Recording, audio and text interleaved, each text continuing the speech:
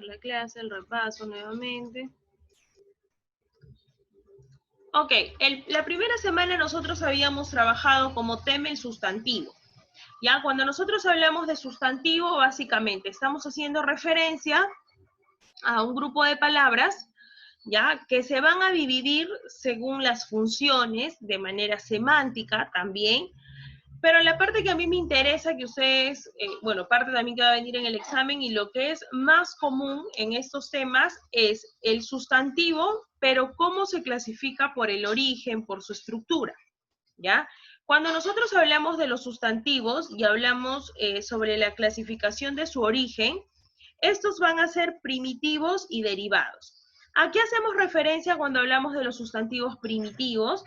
Estamos haciendo referencia a aquellos que desde esa palabra o desde esa raíz ya no puede salir o no puede evolucionar una palabra nueva. Mientras que los sustantivos derivados ya se encargan de aquellos sustantivos que a raíz de esa palabra ya van a salir nuevas palabras. Cuando hablamos del sustantivo por su estructura, vamos a tener los sustantivos simples y los sustantivos compuestos. Cuando nosotros hablamos de sustantivos simples o sustantivos compuestos, estamos haciendo referencia a aquellas palabras simples que está compuesto por una sola palabra y sustantivos compuestos, aquellas que están compuestas por más de dos palabras. ¿Ya? Entonces, en una palabra simple puede ser nave, agua, no sé, a ver, cama, y un sustantivo compuesto, abre latas, sacapuntas. Después, cuando hablamos del sustantivo por su extensión, vamos a tener aquí los sustantivos comunes y propios. Cuando nosotros hablamos de los sustantivos comunes, esto me va a indicar que yo voy a mencionar al objeto, pero por nada en particular. Lo voy a llamar por su nombre en general, por su nombre común. Mientras que los sustantivos propios son aquellos sustantivos que van a ser llamados por un nombre en particular. Mi sustantivo común sería perro y el sustantivo propio, por ejemplo, sería Paco, el nombre de mi perro. Porque yo con ese nombre podré identificar al perro de otros perros, lo voy a poder identificar.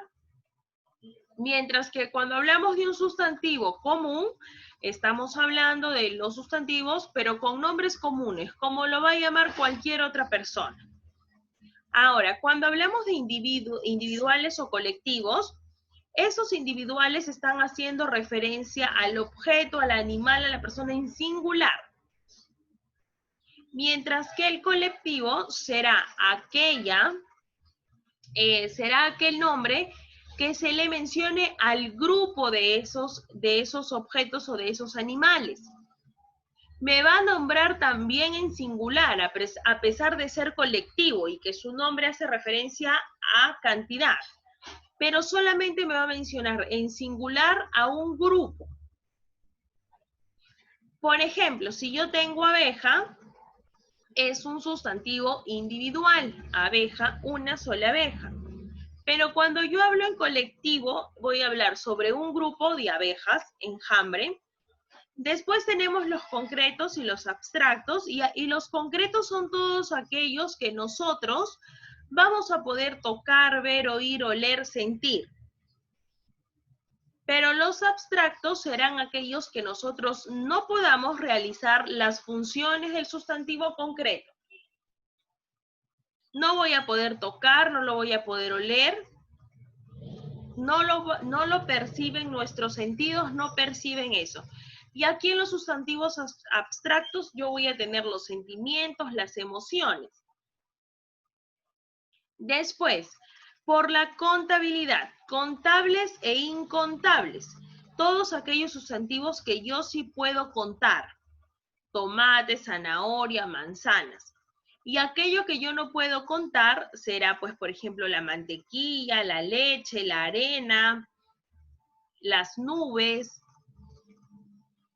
Ahora, los sustantivos que son animados y los inanimados, ¿ya? Aquellos sustantivos inanimados son aquellos sustantivos que no se pueden mover por sí mismos, que no tienen vida propia. Y los otros son aquellos que sí tienen, por ejemplo, que sí tienen vida. Por ejemplo, pueden ser animales, pueden ser las personas, pueden ser las flores. Pero los inanimados son aquellos que necesitan de ayuda para poder movilizarse. Después, en una semana 2, habíamos visto los determinantes. Y cuando nosotros hablábamos de determinantes, habíamos visto primero que dentro de los determinantes íbamos a ver el artículo. Cuando nosotros hablábamos de los artículos, hablábamos podría ser artículos en singular, en plural, masculino y femenino.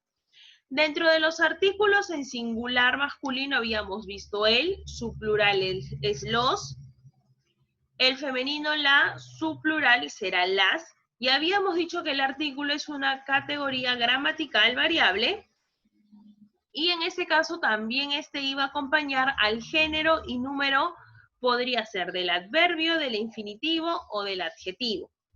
Después habíamos visto los adjetivos determinativos.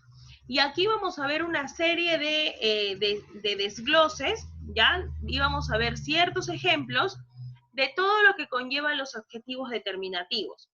Cuando hablamos de adjetivos determinativos, aquí vamos a incluir a los adjetivos demostrativos, que son aquellos que nos van a indicar dentro de un espacio si la relación del objeto, la persona, el lugar, qué tan cerca o qué tan lejos está con el emisor, con la persona de quien se habla.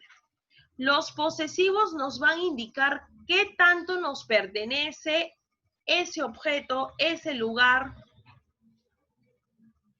Si yo hablo de un adjetivo demostrativo y yo quiero decir ese libro está haciendo referencia a una distancia media. Posesivos, mío, este es mi teléfono, este es nuestro grupo. Después, cuando habíamos visto los numerales, habíamos dicho que aquí existían 4 tipos, ¿ya? 4 tipos de adjetivos numerales. Habíamos visto los cardinales, que son aquellos que nos van a indicar las cantidades exactas, los numerales ordinales, que son aquellos que nos van a indicar el lugar, nos van a expresar un orden, primero, segundo, tercero, cuarto, quinto, sexto, y así sucesivamente. Los múltiplos me van a explicar la cantidad de veces que se contiene una cantidad, doble, triple, cuádruple, sextuple, y los fraccionarios que me van a indicar una parte de un todo, la fracción de un todo.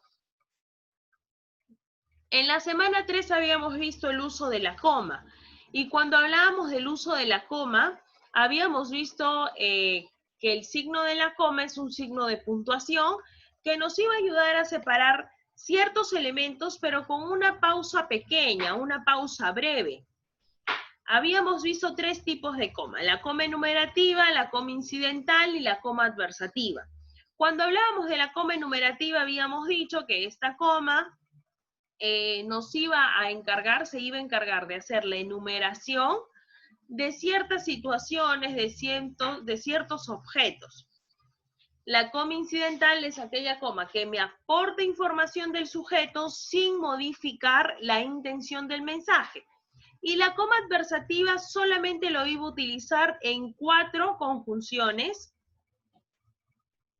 pero más si no aunque. Después habíamos visto el adjetivo. Cuando nosotros habíamos visto el adjetivo, habíamos visto 3 clases de adjetivo. El adjetivo especificativo, el explicativo y el epíteto. El especificativo nos iba a dar a conocer características objetivas del sustantivo, la carpeta nueva, el lápiz verde, la mochila azul.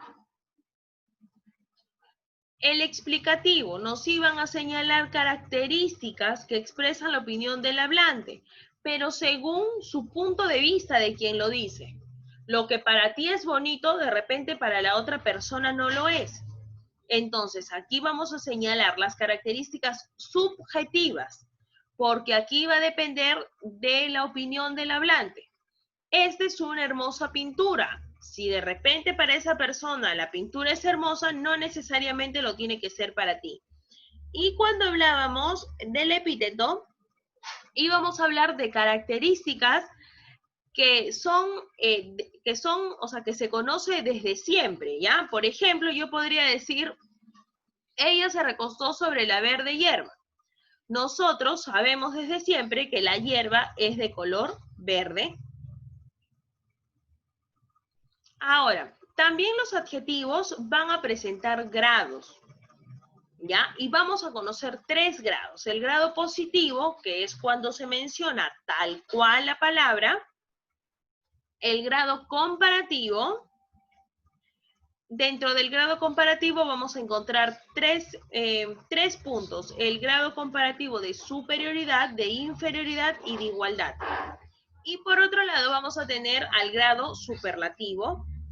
El grado comparativo es cuando utilizamos más que. En comparación vas a comparar, pero siempre uno más que el otro, de superioridad. Cuando hablo de inferioridad, uno se compara en relación menor al otro. Y cuando es de igualdad, ambas características no las voy a hacer ni una más ni una menos, son tal cual, iguales, de igualdad. El grado superlativo es aquel cuando utilizamos dentro de la palabra, vamos a colocar en la palabra final, vamos a utilizar la palabra ísimo o ísima. O delante puedo utilizar la palabra muy. El pastel estuvo muy rico o el pastel estuvo riquísimo. Después habíamos visto en la semana número 5, habíamos visto el punto, la coma, y habíamos visto acá el punto y coma, perdón. Cuando nosotros hablamos del punto y coma, habíamos dicho que este punto y coma era un signo donde me iba a indicar una pausa mayor que la coma, pero no necesariamente me va a dar una finalización como lo hace el punto. Y esto me iba a servir para separar elementos de numeración, pero ya habíamos dicho la clase del repaso, que la coma me va a dar una pausa más pequeña que el punto y coma. El punto y coma me va a dar un respiro mucho más largo, ¿ya? Y lo voy a utilizar cuando el texto es relativamente proporcional, o sea, es relativamente grande o extenso en comparación por ejemplo, a la unión de 2 oraciones donde podría utilizar la coma. Voy a utilizar la coma también cuando dentro de una misma oración voy a hablar de 2 situaciones diferentes. Hoy es mi examen de literatura, punto y coma. El viernes es mi examen de educación física. Dentro de una misma oración estoy hablando de cosas distintas, de situaciones distintas. Los 2 puntos. Lo voy a utilizar, ¿ya? Lo voy a utilizar para la enumeración explicativa. María compró 2 puntos. Antes de colocar la coma explicativa, voy a utilizar los 2 puntos. María compró 2 puntos, leche, coma, galleta y huevos. Para utilizar citas textuales o lo que ha mencionado otra persona, voy a tener que utilizar 2 puntos. Yo te dije 2 puntos.